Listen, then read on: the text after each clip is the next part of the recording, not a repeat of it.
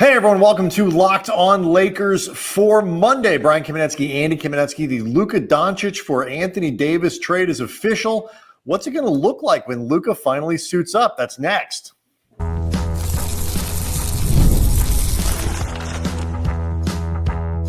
You are Locked On Lakers, your daily Los Angeles Lakers podcast, part of the Locked On Podcast Network, your team every day.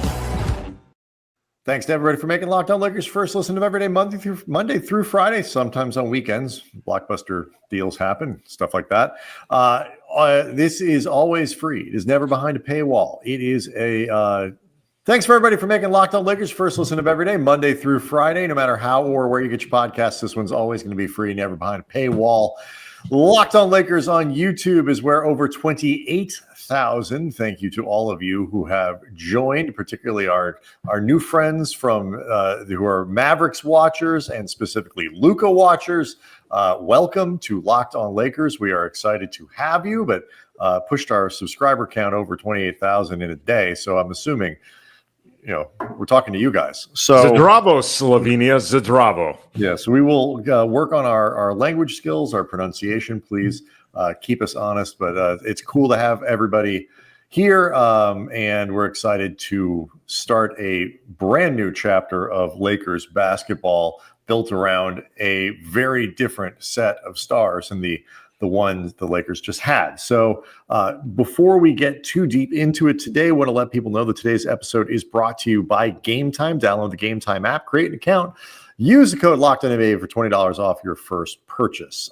So Andy, I wouldn't say it's fully sunk in yet. I wouldn't say the dust has settled yet. I will say this. In Dallas, I think the questions are a lot deeper than they are in LA. Why did this happen? What is happening here?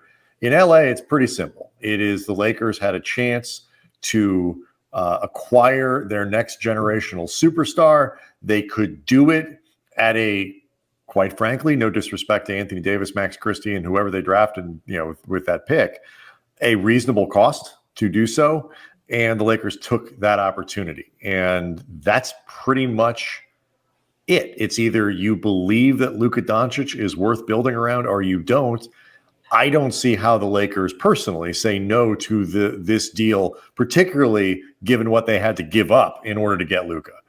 There are risks with Luka, just like, frankly, there are risks to any deal you will ever make, even something as big of a no-brainer when the Lakers acquired Pau Gasol. If you were in the middle of that, and we were covering that team on a day-in, day-out basis, there were perceived risks involved with that in terms of Pau at times having injury history, him being seen as, a player that couldn't be built around in Memphis because of a series of first-round sweeps out of the playoffs. The contract he had was considered at the time long at the very least, and that was Pau Gasol being obtained for Kwame Brown, Javaris Crittenden, and Mark Gasol, who at the time was known as Pau's chubby brother. And the point being, you can find risks with everything. We did, as kind of a bonus show, a look at Luka from the Mavericks perspective with Nick Angstadt from Locked On Mavs. You can find that show as well on YouTube or on audio, but we're going to get into all of the particulars, but at the end of the day, damn near every single team in the league, when posed with the question, do you want Luka Doncic? The first reaction is going to be, are you serious? And then the second question is going to be, tell me how we make this happen. Like, there are very few teams around the league that you can even picture seriously entertaining the idea of declining this. It's just as many star effort jokes as we make about this organization, and they're not even jokes, they're accurate. And it feels like the joke that writes itself that, the Lakers end up pivoting towards Luka Doncic. The truth is, this is what every organization dreams of. And there is, why is this star-centric, thing, it can be problematic in terms of how you construct a roster. And, particularly in the new CBA, like, no one wants to be the guy who has to sign Joel Embiid at the stage of his career that the Sixers did, or Paul George. Like the risk to these guys is so much.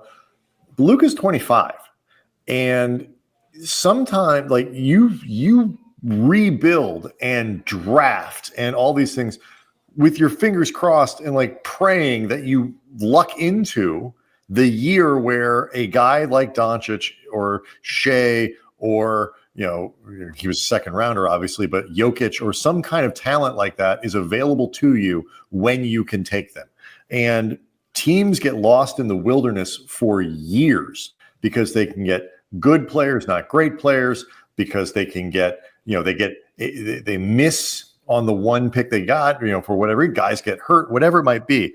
The Lakers had a chance to completely reshape their post LeBron James,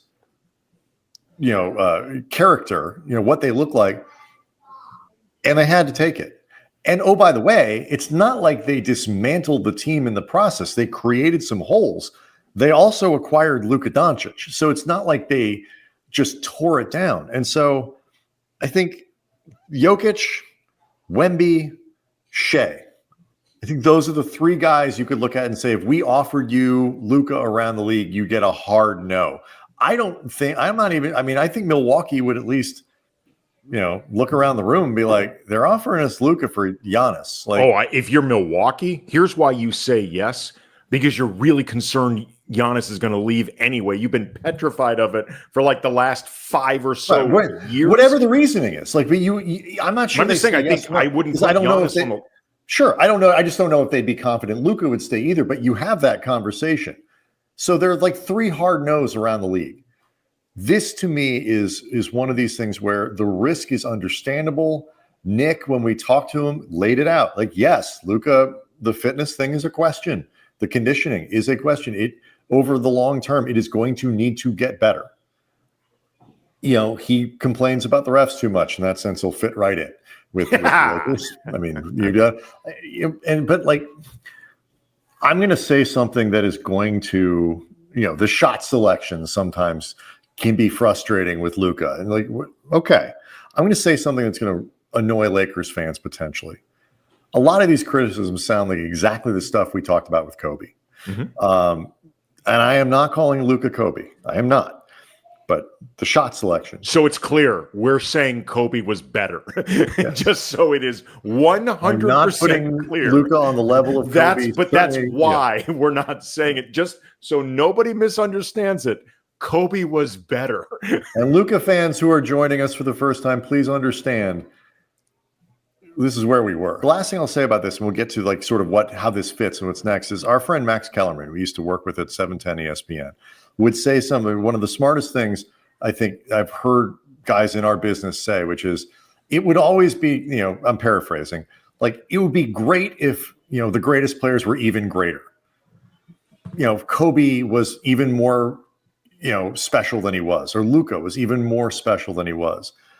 But okay, what you have in these guys, and Nick backed this up, is yes, the guy is flawed, but he is a transcendent player in the NBA. One of the 2 or 3 or 4 most talented players that every GM would want, who is not yet in what you would consider fully in his prime. You do that deal 1,000 times out of 1,000.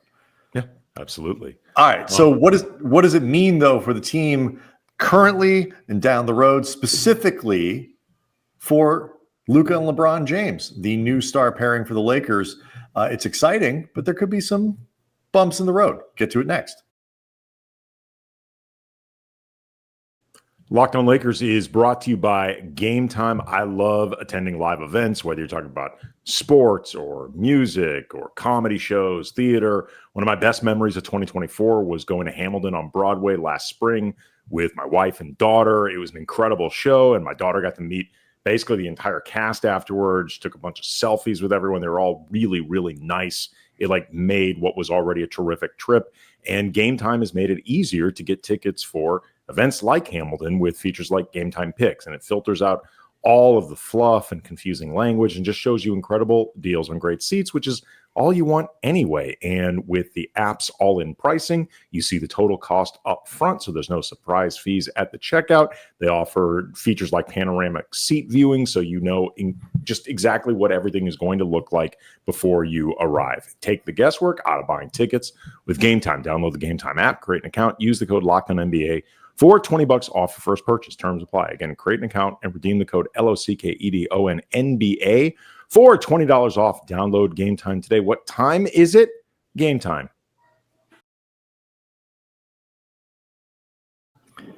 All right. So the next big question here, and Luka is, there was some hope that Luka might be able to play before the All-Star break. I think it's, most reports seem to say at the very latest, he'll be able to play for the Lakers right after the All-Star break. It starts to put into question, like, okay, what does this team look like now? The general consensus is, tell me if you disagree, Andy, though, but the general consensus is that in the short term, the Lakers may have hurt themselves. They certainly traded away a massive chunk of a shaky defense. But over the long term, the clarity this provides them is great. They are still, though, 9 games over 500. They're still well into the top 6 in the Western Conference and have a lot to play for this season. So when you look at the roster as it's constructed now, with some time left before the trade deadline, where do you think they are? How much worse do you think they are if that's the conventional wisdom? Well, before I even get into the idea of where they stand right now, I just wanted to add one more thing when you talked about that clarity, because over the last couple weeks, everydayers will know that I've been hammering the idea of the Lakers needed to pick a lane. Mm-hmm. Like, they needed to either fully commit to the LeBron and AD era, roll the dice on it, and you just live with your choices, or they needed to begin the process of moving past this era, like in a proactive way. And in some respects, I said this many times, I don't even care what lane you choose. You just need to choose a lane, because half measures were pointless.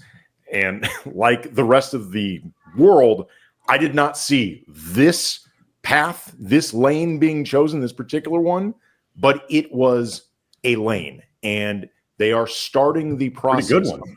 Right. Yes. I mean, it's a very clear lane, and it is a lane that still includes LeBron James, at least for the next foreseeably couple of years. Dave McMenamin reported that, at least for the time being, this trade that LeBron was, by multiple accounts, not in the loop for that matter, neither was Anthony Davis nor Luka Doncic. That is not upsetting to LeBron, both the idea of not being in the loop, but also he and Anthony Davis were very tight, that this is not going to lead to LeBron requesting a trade between now and the deadline, that he wants to be here. So that path still includes LeBron, but what the future will offer is clear now. And at least in terms of what it's going to be built around, my concern had been that the Lakers would basically passively tread water without committing in either in any discernible direction, because they wanted to hang on to their asset for superstar X, whoever that is, who will just somehow magically appear. Right. And I realize there's an irony, given that by all accounts, this was Nico Harrison kind of dropping a star in the Lakers' lap. But nonetheless, they acted decisively. So I am happy to see the Lakers do that. Even if you want to say they got nudged to some degree and got lucky about the nudge. But it doesn't matter. Whatever. It doesn't matter. And this is what you're talking about here is essentially the subject of the newsletter. You can sign up for the Locked On Lakers newsletter. You go to lockedondaily.com, click on Locked On Lakers, have the show delivered to you every day.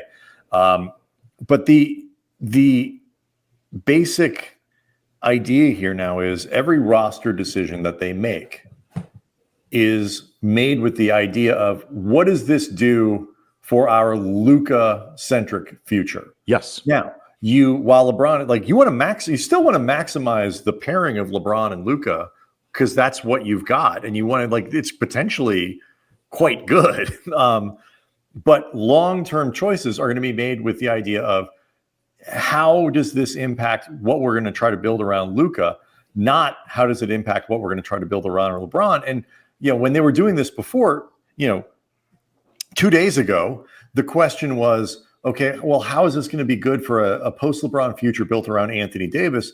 And when AD is 32 or 33, that's a lot harder to plan for than a 25, 26, 27-year-old Luka.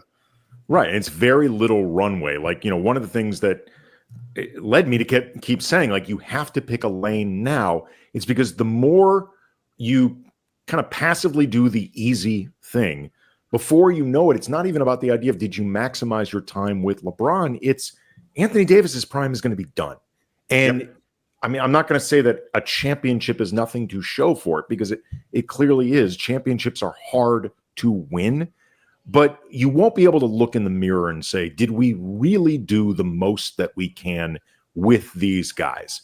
And I was happy to see that. As far as like the on-court pairing and stuff, I think it's going to take a minute for the two of them to synergize and feel like they're not stepping on each other's toes. Like I'm going to do the LeBron, specifically LeBron and AD thing next year. But just when you look at the roster itself, because I think there's this, the more I've been thinking about it over the course of the day, the trade happens on Saturday evening. Everybody's brains explode completely. And you have to sit there and think about it. It's like, okay, well, where are what does this leave the Lakers now? And I think, at least in some circles, there is an overreaction to how much weaker the Lakers made themselves in this deal.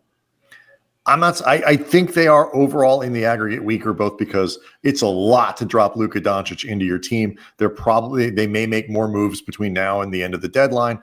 It's going to be a lot to put together. For what it's worth, the expectation, you and I did a show for 710 ESPN on Sunday. It was a lot of talking with people around the league, and the general consensus is the Lakers are not done adding, or at least they're not done attempting to add pieces. Right. You cannot guarantee you get something done, but they are going to be aggressive between Monday and Thursday, as opposed to like settling with this, figuring out the rest in the offseason. So exactly. And so when I look at that, the answer to that question, the first thing I look at is the game on Saturday with the Knicks. The Lakers dismantled a very good Knicks team.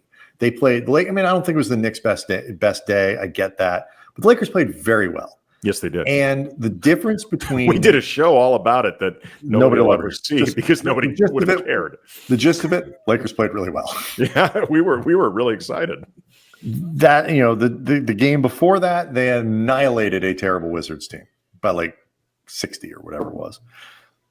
My point is, they did that without Anthony Davis on the floor. If you look at the difference between the team that played on Saturday and the team that is going to take the floor as currently constructed with the players that they have, you take away Max Christie, who is and everydayers know it. People who listen to the Locked On Mavs podcast, the crossover that we did with Nick, where we talked a lot about Christie. Both of us are huge Christie fans and think he is a big part of why the Lakers were able to kind of get on a roll at different points this year. His growth this year has been fantastic. But you're taking him off the floor and adding Luka Doncic in terms of personnel. Hurts you defensively. You don't have AD. You're short, but you did add Luka. I think if you look at what that team did on Saturday and what they were capable of, taking Christie away and adding Luka Doncic to it, it confuses things, but you're not automatically like some way lesser version of yourself. So I am more optimistic over the course of this day, really thinking about it, and at least the potential that the Lakers aren't going to automatically suffer this huge drop-off because of this trade. They got some work to do, and they're not going to be as good defensively. But I'm actually more optimistic than I was Sunday morning, even while I still like the trade, if that makes sense. All right, let's dig deeper into that coming up next. Locked On Lakers is brought to you by Prize Picks. Basketball season's heating up. No bleep. And there is no better way to get real money action while watching your favorite NBA stars. And with Prize Picks, whether you're a diehard fan or just love some friendly competition, Prize Picks makes it easy and fun to turn your basketball knowledge into cash. Here's how it works. Pick more or less on at least two players to win a shot, or to have a shot to win up to 1,000 times your cash. Let's say LeBron James, 30 points. You think he's going to drop more or less than that in a game? Luka Doncic, 10 assists, more or less in a game. They're teammates now, by the way. Prize Picks lets you make your predictions and put your money where your mouth is in just 60 seconds. And with the Prize Picks Flex Play option, even if one of the picks doesn't hit, it's still double my money. And when it hits, you get your money fast, sometimes as quick as 15 minutes. Keep any game exciting with Prize Picks. Now is the perfect time to join. Download the app today. Use the code LOCKEDONNBA to get $50 instantly when you play your first $5 lineup. That's right. No need to win to get the bonus with the $5. It's guaranteed. Prize Picks, run your game. All right, so we'll get to this LeBron-Luka pairing. Again, something we did get into this with some pretty good depth with Nick. Go back and listen to that episode. Watch it on YouTube if you haven't. But your thoughts, just generally on the kind of the proposition I'm putting out there, Andy. That okay, lots to figure out, but just based on what we've seen over the last couple of days playing without AD, their prospects for this year may not be as sort of dire as at least presented in some circles. I think that might be an overstatement because I'm not sure the way they played defensively against the Knicks without Anthony Davis or without Christie is sustainable moving forward as a formula. And I want to make it clear, I don't want to take anything away from how they played against New York on Saturday. Like, I don't think it was fluky. They executed to a T, but the idea of you have to execute with a T to a T with now a lesser defensive player in Luka, that becomes harder to try to do that over the remaining, 30-something games. Right. That is really difficult to do on a game-in, game-out basis when particularly your options for protecting the rim moving forward, if the roster stayed as is, are really, really limited. I think the defensive ceiling would lower several notches if this team had to perform with this roster over the next. I mean, again, taking nothing away from how they played against the Knicks because they were phenomenal. Right. That's a tough ask. Fair. And I like I said, I think they are not as good, and I do think it's gonna be hard for just to bring the whole thing together. But the last time the Lakers made gigantic roster changes like this, they went to the Western Conference Finals. So things are possible. But let's talk about the big factor. But they did that they did that while keeping LeBron and AD. They did, and they removed Russell Westbrook, and they did which that automatically made them better. Everything about that was better, but here it's not a rebuilding trade. They did not tear. They acquired a top 5 player in the league, and I just think that's important. Yeah, how LeBron and AD, God, I keep doing that. How LeBron and Luka play together is going to be the driving force of how far the Lakers can go this season. How quickly those two can adapt to each other and function at as high of a level as possible. On paper, you're talking about two basketball savants who see the floor better and differently than most any player who's ever played and all that stuff. They're also incredibly ball dominant. These pairings can be tricky. How clunky do you think this one is going to be in these final 30-something games of the season? However many they get to actually play together. Clunky, I think clunky is too negative a word just to make that a jumping point, just because even though I think there is going to be a feeling out process, like even with, for example, LeBron's first season with Dwayne Wade, there was, it's very well reported, famous, we saw it in front of our own eyes. There was some bumping of heads, and, LeBron, Wade, and Bosch famously tried to get Eric Spoelstra fired. And, there was some your turn, my turn. They still went to the finals. So I think all of this has to be kept in perspective. That being said, though, I do think it's going to be interesting to see just how they discover the balance and what allowances they make for each other. Because, like, for example, LeBron has averaged just under 20 shots per game for his career, like just under 20 with the Lakers specifically. And per 36 minutes, he has the highest field goal per games of his career is actually with the Lakers as opposed to with Miami or with Cleveland. Luka, other than his rookie season, has averaged at least 20 shots per game.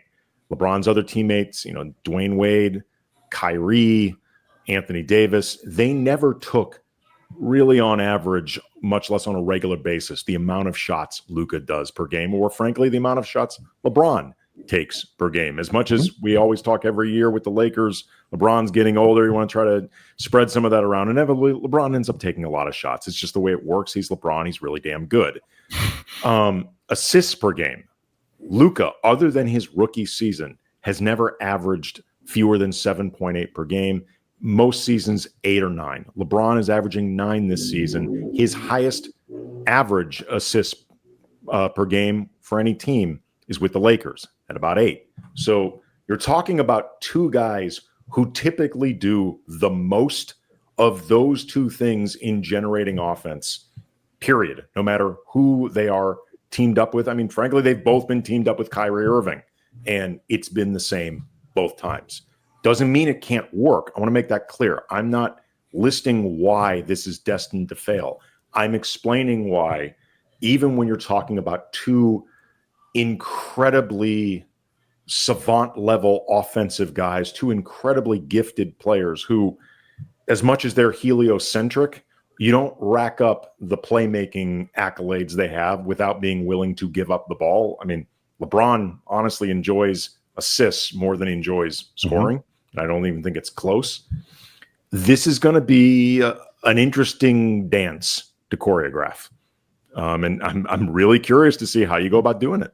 Yeah, because I think the easy part, especially really quick without somebody like AD, who at one point was at least supposed to be the focal point of it all. Well, I mean, I think LeBron will, if LeBron was willing to concede that Anthony Davis is the best player on the team when AD was there, he ought to be able to concede that Luka's the better player at this point in his career.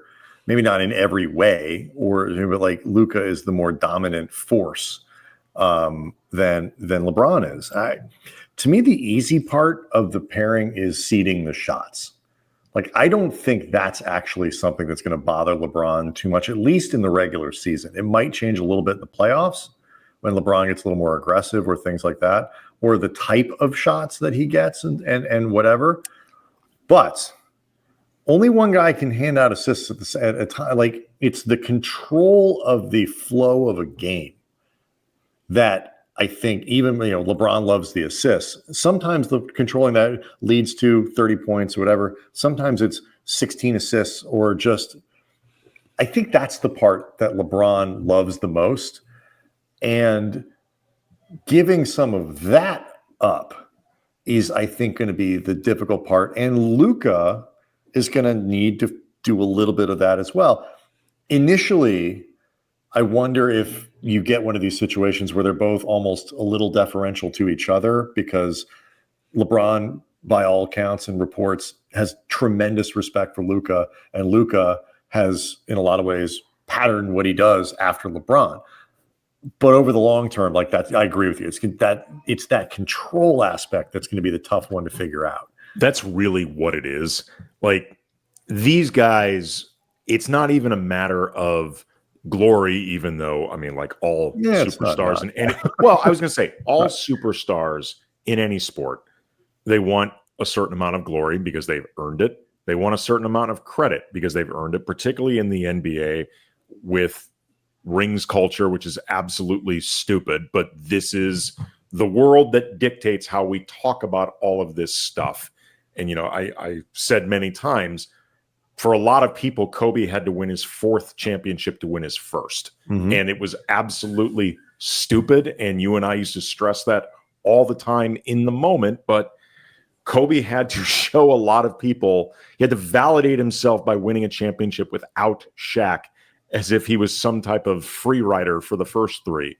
So, but more than any of it, though, I think the control is the hardest thing to give up, because the accolades in a lot of ways, they happen organically with success, but it's the idea of trusting somebody else to provide you the same level of success that I think can be difficult. Because you're still sort of, because you can say LeBron's declining athleticism, this, that, and whatever, and a lot of it is true, but his ability to orchestrate a game, if you missed it, go watch the replay of that Knicks game. He had it on a string. In that, and he's still capable of doing it.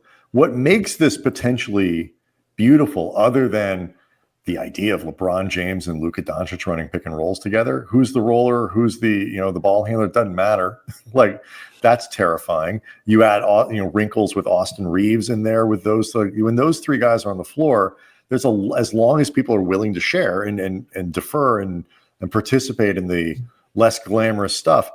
The potential for really cool basketball to happen, which is, I think, exciting to all of those guys, is 100% there. You have 2 of the top 10, I'll just say top 10 passers in the league. 2 of the 3 best passers in the league at that size. The only one who's in that group, I think, is Jokic. This to me is the tremendous potential there to do great stuff. And I don't want that to sort of get overshadowed in the idea of it could be kind of hard. Yes, but there's a lot of fun stuff that can happen here. JJ Redick played with Luka, knows what he's getting. LeBron is no fool, knows what he's getting. And if LeBron wants to play another couple of years, this is the way to do it. You know what? Luka is the guy who truly can let LeBron kind of cruise more through regular seasons, more than anybody else they've tried to pair with him. Well, I'm glad you brought that up too, because you are correct about the idea of being able to take the foot off the gas, maybe a little bit easier with Luka as opposed to even someone as great as Anthony Davis. Just in terms of lessening specific asks. But I had a reaction to this thinking about it more that's kind of the opposite. As far as LeBron wanting to take his foot off the gas less, as opposed to wanting to find ways to cruise more, injecting Luka into the mix now, if nothing else, it adds something new for LeBron to gravitate towards. And it decreases an element of, I think, staleness that maybe had been there. Those 2 played together for 6 years. That's a long time. No, this is definitely something new. You're right. That's a great point. This is something brand, people talked about Bronny being something that could inject new life into LeBron at season 22, age 40. And as much as I know LeBron really enjoys having Bronny there, there's only so much that can do for LeBron game in, game out, because Bronny doesn't play. Correct. And that's not really a thing. Luka being on this team, that's a real tangible thing, and something that can make the regular season more exciting for LeBron, which, if we're all being honest, that's something LeBron fights. And I don't blame him for fighting it, but there's a trickle-down effect, not just for LeBron, but for the rest of the team, when the guy of LeBron's stature is at times not really up for this, between, I don't know, mid-December and mid-March. Luka will make this exciting in a way that's brand new for LeBron. That's a great point. And if it works, and you see these guys clicking, they become, as the kids might say, scary AF in the playoffs. You don't want to see that. But we'll get into more of this. Lakers don't play until tomorrow against the Clippers. Certainly want to talk a little bit about Anthony Davis and Max Christie, the guys who went out. I'll make sure we give them their due. But man, just going to be wall-to-wall analysis before we finally get to see what this looks like. And obviously, trade deadline still coming. Locked On Lakers on YouTube is where you can go hang out with over 28,000 fans now, subscribers to the channel. Make sure you sign up for the newsletter, lockedondaily.com. Click on Locked On Lakers. We'll see everyone tomorrow.